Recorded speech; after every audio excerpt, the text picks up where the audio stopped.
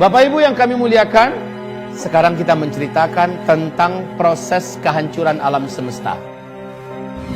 Bapak Ibu, malaikat Israfil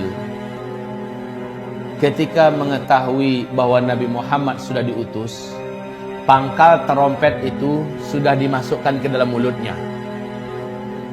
Kemudian kata Rasulullah, kedua bola matanya tiap sebentar melirik ke bawah arasy Allah, menunggu aba-aba kapan ini ditiup.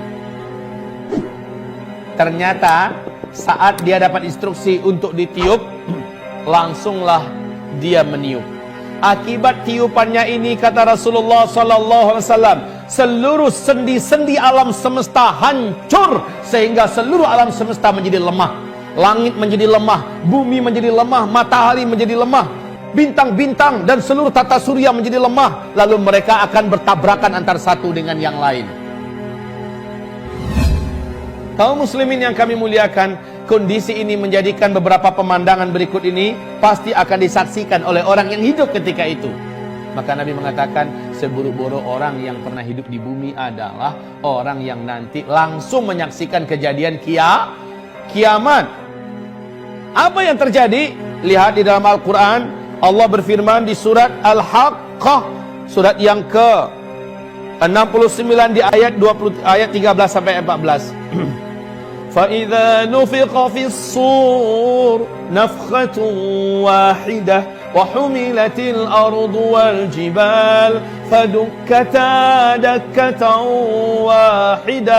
Saat tiupan sangkakala pertama ditiup, bumi langsung berbenturan dengan yang lain-lainnya. Akar-akar gunung lepas, akar-akar gunung lepas, lalu menghantam kembali bumi ini. Gunung-gunung di mana lepas menghantam bumi ini. Mereka saling bertabrakan antara satu dengan yang lain. Manusia ketika itu seperti anai-anai yang berterbangan. Manusia yang ada seperti anai-anai yang berterbangan. Gunung-gunung seperti kapas yang ditiup. Gimana kapas yang ditiup? Ada. Kebayang deh kapas yang ditiup, ya. Seperti itulah keadaan gunung-gunung. Bapak Ibu yang kami muliakan, kondisi ketika itu. Kemudian, apalagi pemandangan yang akan dilihat? Seluruh air laut akan melalap daratan bumi yang tersisa. Wa idzal biharu fujirat, dan apabila seluruh laut fujirat. Tsunami yang pernah terbesar di alam ini sejak bumi terkembang adalah tsunami Nabi Nuh. Berapa ketinggiannya? Berapa? Ya setinggi gunung. Coba deh disebutkan secara ilmiah berapa? Di Al-Bidayatu wan Nihayah oleh Al-Hafiz Ibnu Katsir dijelaskan tingginya tsunami Nabi Nuh 5.000 meter. Ya. Pertanyaannya, dari mana sih munculnya tuh air laut? Jawabannya adalah entah. Kita nggak tahu dari mana tuh munculnya air. Kok bisa setinggi itu? Lalu disembunyikan kemana? Nggak usah dibahas deh. Pokoknya imani saja, itu sudah Allah lakukan. Sebagaimana Allah menjelang munculnya Dajjal sanggup menyembunyikan air. Entah kemana hilangnya tuh air. Betul tidak?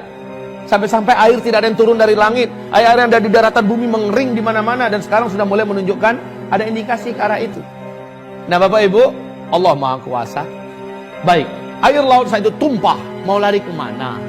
Mau lari kemana? Pemandangan berikutnya, ini ketika bunyi trompet itu ya, ditiupkan. Ketika bunyi trompet itu ditiupkan, seluruh wanita yang sedang menyusui saking faza'nya. Faza' itu tahu? Faza' kayak burung nih. Burung merpati lagi makan-makan rame-rame dengan kawan-kawannya, makan biji-bijian yang kita serakkan. Tiba-tiba kita lemparkan mercon yang meledak. Mercon itu bunyinya membuat mereka serabutan, gak karu-karuan kemana-mana. Betul tidak? Maka wanita yang sedang menyusui pun akan langsung mencampakkan bayinya dan pontang-panting tak kemana lari. Ada nabrak pohon, ada nabrak dinding. Pokoknya lari tak kemana. Dia nggak sadar kalau dia tadi itu sedang menyusui. Subhanallah pemandangan ketika itu. Kemudian langit terbelah. Wa insyaqqatis samaa'u fahiya yawma idzin wahiyah. Langit menjadi terbelah. Ketika itu langit sangatlah rapuh dan lemah. Kalau sekarang langit kokoh Bapak, ya, nanti langit jadi rapuh dan lemah. Was-samawatu matwiyatun biyaminih. Seluruh lapisan langit yang 7 digulung oleh Allah. Digulung oleh Allah dengan tangannya. Digulung oleh Allah dengan tangannya. Sementara bumi Allah genggam dengan tangan yang lain. Lalu Allah berfirman ketika itu, Ainal jabbarun, ainal mutakabbirun, anal malik. Mana dulu para penjahat-penjahat yang sombong dengan kekuasaannya, yang sok dengan pangkatnya, yang merasa kaya? Mana yang sombong-sombong? Ainal mutakabbirun, anal malik. Sayalah raja di raja. Ketika seluruhnya telah dibinasakan, ketika itu Bapak Ibu, tidak ada satu pun yang tersisa. Kullu man 'alaiha fan.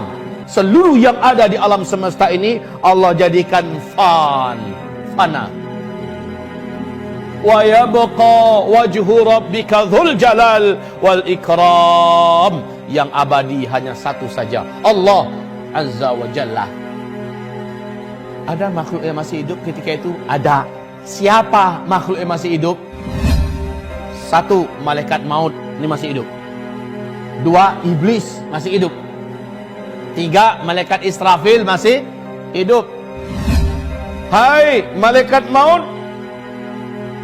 matiin tuh Israfil. Israfil dimatikan. Sakitnya luar biasa, jeritannya, Masya Allah. Kalaulah masih ada manusia yang hidup, mati langsung manusia mendengar jeritan kematian ini. Setelah malaikat Israfil dibunuh, dimatikan, karena memang seluruh yang bernyawa ketika kiamat wajib musnah semuanya. Lalu iblis, Allah Subhanahu wa taala berfirman, Iblis, janjiku kepadamu telah aku tepati. Seluruh makhluk yang ada telah aku musnahkan. Sekarang yang tersisa engkau. Hai malaikat maut, cabut nyawanya. Iblis masih berusaha melarikan diri. Kemanapun dia lari, malaikat maut memiliki kemampuan yang gak ada apa-apanya iblis. Udah nunggu malaikat maut di sana. Mau kemana coy?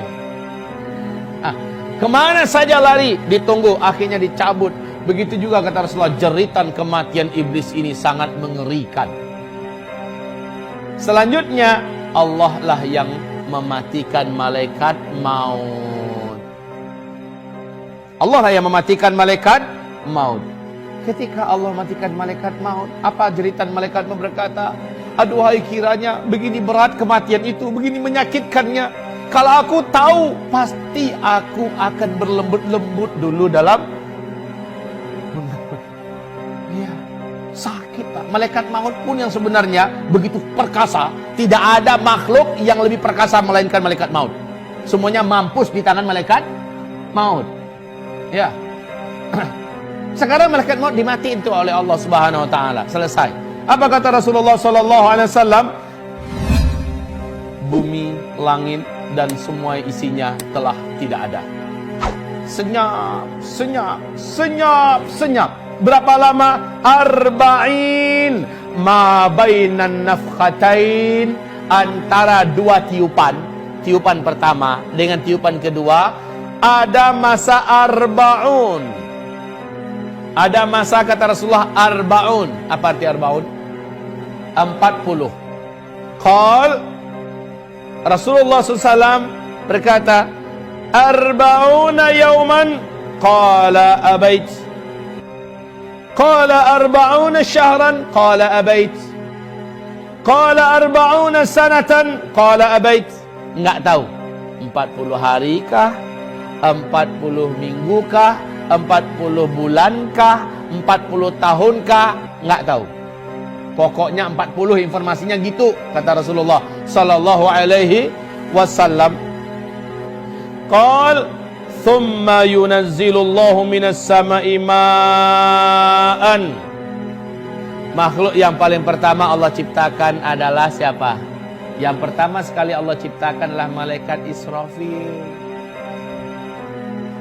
Ya, malaikat Israfil. Ngapain? Meniup sangkakala kedua aba-aba. Maka semua yang pernah ada dulu kembali wujud, tapi dalam bentuk yang beza, bentuk yang agak beda. Langitnya masih langit, cuman bukan kayak langit yang ada ini lagi.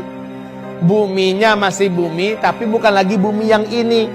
Yauma tubaddalul ardu ghairal ardi was samawat. Pada hari itu kami mendatangkan matahari yang baru, tapi bukan matahari yang lama. Kenapa? Matahari yang lama udah dikempesin oleh Allah. Matahari yang lama udah digulung oleh Allah Subhanahu wa taala. Matahari yang lama udah diafkirkan oleh Allah, diganti dengan matahari yang baru lebih keren. Langit juga dibuat begitu. Kemudian bumi juga dibuat begitu. Kalau bumi sekarang ini bulat apa datar? Bulat apa datar? Terserah. Pokoknya bumi yang ada nanti, kata Rasulullah, bumi mahsyar itu datar. Datar, nggak ada bukit, nggak ada lembah, nggak ada sungai, nggak ada tempat duduk, nggak ada pohon. Warnanya putih, Pak, putih. Warna pasirnya putih. Jauh, sejauh mata memandang, dataran yang tidak ada ujungnya, tidak ada ujungnya.